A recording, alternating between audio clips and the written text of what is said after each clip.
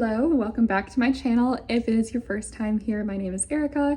I am living in Charleston, South Carolina, and I run a marketing operations and strategy firm called the 128 Collective. The meaning behind that is it's the 128 hours outside of work. So our whole thing, our whole mission is that we imagine a world where you can live to work in a way that you enjoy, and that it doesn't mean 40 hours a week, 9 to 5 every single day. It's more fluid, it's more adapted to each person, and maybe even 4-day work weeks that aren't 10 hours long. A lot of people have told me it's a pipe dream, but I really don't believe that, at least in the industries that we're working for and within. So anywho, welcome back. Like I said, today's video is all about the marketing systems that break when you double your revenue. And I think this is really timely in Q4 when people are making more money than they have been all year. And a lot of them don't have the systems that are ready for this additional revenue. So we're gonna start, I have like 3 talking points I wanna go over today. And we're gonna start off strong with a very exaggerated example of what happens when you go from having 3 clients to 30 clients. And now I'm exaggerating this for the sake of the video, but I would say that you will notice these changes. I mean, it depends on like the different packages that you offer, but there's a certain point where your client base gets so big as a service-based business that the systems that you have can't support it anymore. So for some, that would be 30 clients. For some, that would be going from 3 to 5 clients. For some, that would be going from 3 to 10. So that threshold varies from business to business. We're saying 3 to 30 for the sake of the video. So essentially what I'm saying is that 3 clients, you, the owner, are the system. Like, you're doing the client delivery, you're doing the communications, you're doing the tool implementations, you're going out and hiring people. And at 30 clients, you need the systems. You have to create a way to standardize your delivery, to standardize communications. You cannot physically be doing all of that. You don't even have, even if all you did every hour of the week and you did not sleep and all you did was work, you still wouldn't be able to do it. And at that point, the quality just starts decreasing. So then you have a high churn rate. You're in a bad spot, right? The biggest shift is not skill set, it's your infrastructure. And this is where so many business owners don't get it. They think like, oh, I need a higher paying skill or a higher value skill, or I just need more clients, or I just need different types of clients, instead of slowing down and being like, oh, I just need to change the shell that I'm working within, and then I'll be able to support all of this and then some. And the hardest part about this is that all of the things that worked at 3 clients, all of the things that worked when you're small, are the reason that you're stuck and not growing right now. Let's talk about warning signs that your systems are about to break. First, you're redoing work a lot, or there's delayed deadlines. You're having to pay for duplicate work, or clients aren't happy and they're like, what? No, this is not what I wanted. Or maybe you're like 2 people, you have a contractor and you and the contractor worked on the same thing. Or, the contractor wasn't clear that they were in charge of something. So they're a week behind timeline and now you have to make up for it. And then you have to redo the work because it wasn't done very well. Another sign is that team communication feels like a game of telephone. So like nobody really knows what's going on. Everybody's kind of talking in silos. That's not a cohesive unit. And the 4th is that clients feel a dip in experience, even if output feels the same. And this one I can speak to firsthand, and it feels horrible when your clients are like, where have you been? Like, this work is not your work. And you're like, oh my gosh, I literally am working so hard for you right now. You don't even understand. But they don't care at the end of the day. It's their business. They're just like, I mean, we're still paying you the same amount. Why is the output of the work different? So scaling isn't just about more, it's just about thinking differently. So that leads me to my next talking point, which is the difference between a duct tape system and then a foundational system. I'm realizing this is all messed up now. So a duct tape system is like a quick fix. It's like slapping some tools together just to make something work for the time being. It's like saying, okay, throw it in here and we'll organize it later. Or like, I don't know, just like whip up a quick dashboard to make the client happy. Or you're relying on one person's memory for a handoff process. That's usually the founder's memory that everyone's relying on. The thing about duct tape systems, going back to what I said at the beginning, they're gonna work at 3 clients.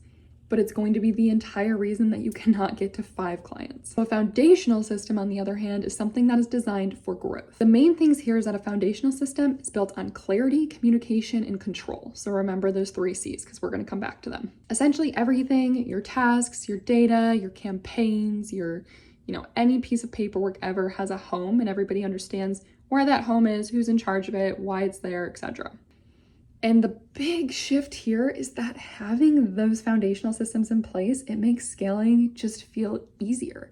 It doesn't feel as heavy. It doesn't feel like you're pushing this massive boulder up a hill all of the time. It makes everything feel so much easier. So examples of this, things I've witnessed firsthand. I had a client that used Asana and they didn't use like any of the folders in Asana.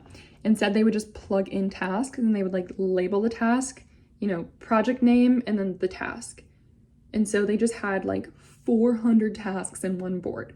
So what we did is we, gave every single task a home. Every single project they worked on got a folder. It followed a standardized folder template. The tasks had QA checklists. So then it wasn't just the founder reviewing all 400 tasks at one point. Instead, it was like, okay, teammate A has teammate B review. Teammate B uses the QC checklist to review it, send back edits. Then it goes to the founder, and at that point, it's like a 2-minute check by the founder before it goes to the client. So that's an example of moving from duct tape to foundational. So if you're Q4, you think you're about to pop off with sales, just make sure that you've scaled so you have a runway and you're not walking on like the edge of a cliff, You want a roomy runway, if you will. All right, the third talking point. I told you we were gonna come back to clarity, communication, and control. We're talking about the 128 method.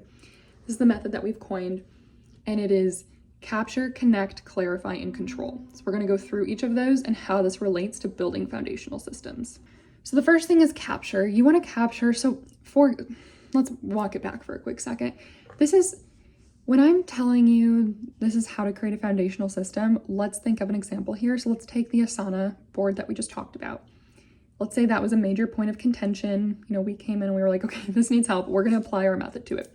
We're going to start by capturing current state with no lies. We want to fully capture the picture of what is currently happening. So we want to audit from start to finish the exact workflow that's happening in Asana. Like, okay, teammate A goes in, opens a new task in the same board as everything else, labels it project name, task, and that's it. No description, no file assets, nothing. Okay, so then teammate B comes in and they're assigned to it, but they were never assigned to it to begin with, but they see the project name and they're like, oh, that's my project. Click. Okay, well, now I need to go find the assets. I need to ask about the brief. I need to figure out when this is due. I don't even know the client colors, or I'm just throwing random things out there. But essentially we capture that and we do not sugarcoat it. We want the business to have to look their shitty little process in the face. And this is probably the most valuable exercise of the entire method, which then leads us to connect. So here's where we start identifying like, okay, so here we can automate. Here we can connect 2 different pieces of tech. Here we can do this, here we can do that. We start to connect all of the things to improve that workflow and we create, the ideal state workflow that we will then implement. The next piece is clarify. So as a part of this process that we're revamping, we want to make sure that there's clear expectations around roles, ownership, communication, etc. So I like to just use a basic RACI chart, which is responsible, accountable, informed, or consulted and informed. So who's responsible for the task, who's accountable for it, who should be consulted on it, and who just needs to be informed that it's happening or that it's done.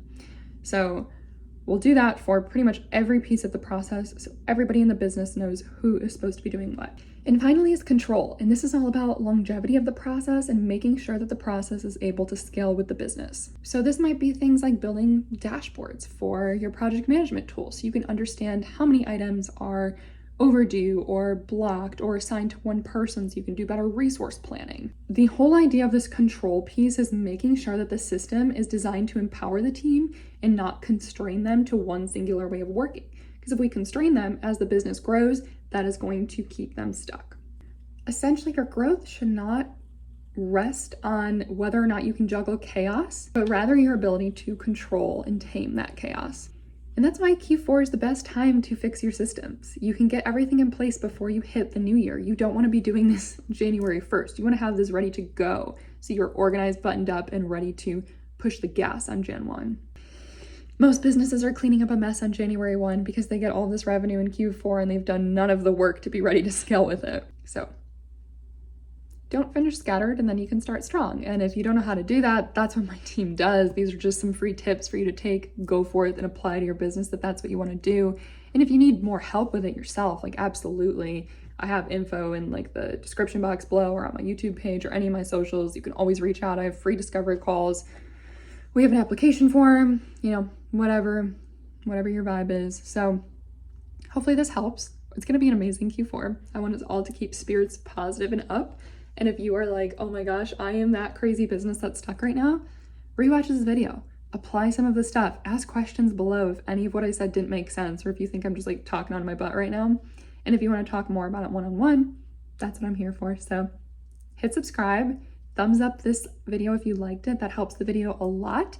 And share it with somebody in your network that you think could, you know, maybe get a little pep talk about operations or systems help, or might find this interesting, or even someone who might be able to add to this below. Like, by all means, add ideas, add things that I left out. I definitely didn't get it all. So anyway, if you want more of this, subscribe. But otherwise, I'm gonna sign off now, and I will see you in my next video. Bye.